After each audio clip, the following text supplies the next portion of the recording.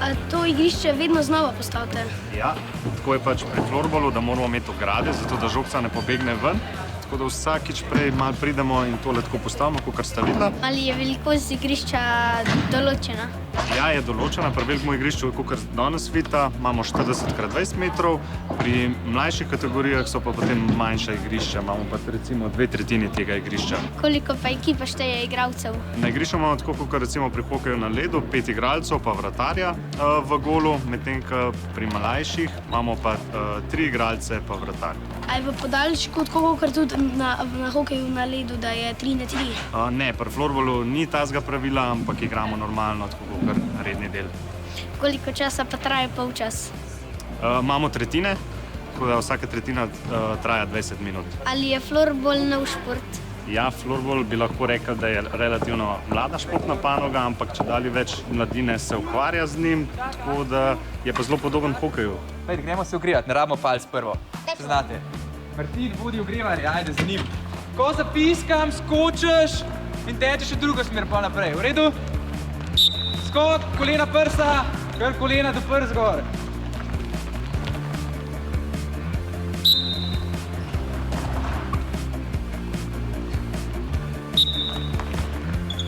O, bravo. Evo, tole sem jaz danes zavajal 2 palci pripravil, mislim, da sem velikost zadev. Bomo videli, če je še stran prava, pa žogce imamo. Ker pri florbolu igramo s takimi žogcami, so zelo lahke, 27 gramov samo tehtajo, ampak boste videli, da so zelo hitre, tisti res najboljši lahko te žogce pošljajo tudi 200 km/h.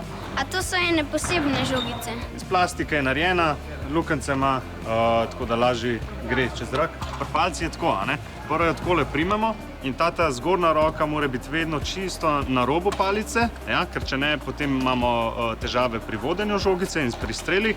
Ta spodnja roka je pa tista, ki se potem pomika glede na to, a podajamo, streljamo, kako nizko ali kako visok smo, ko igramo. Pri strelu je, jaz, ker imam desno palco, je moja vodilna noga leva in ko bom streljal, se bom spustil nižji, se bom upognil temu kolenu in naredil izmah.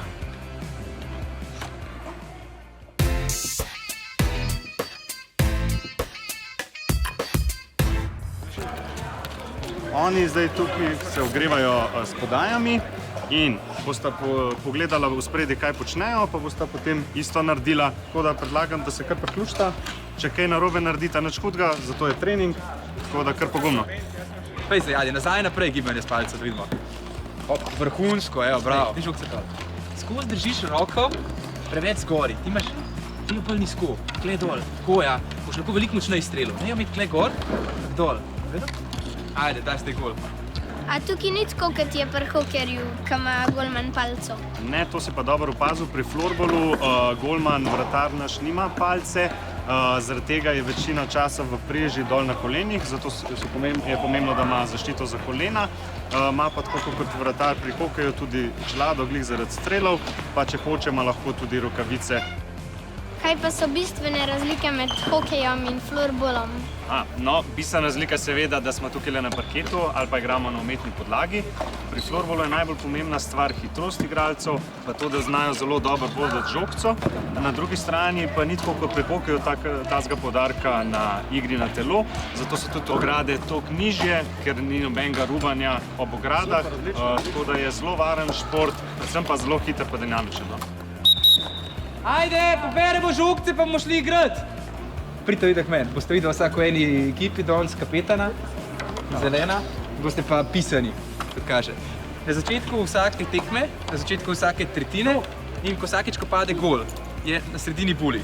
Žogo se da, palce date zraven, bolje date, palce morate biti ravne, poravnane. In ko bom jaz zapisku, vidite, da se probate zboriti za žogo, vsak jo spravi na svojo stran. Pravi, da hočeš lopatko obrniti in jo potegniti med nogami. Na začetku mora biti palce ravne, tako lopatka mora biti ravna. Ste pripravljena? Ja. Igra, zdaj pa igramo.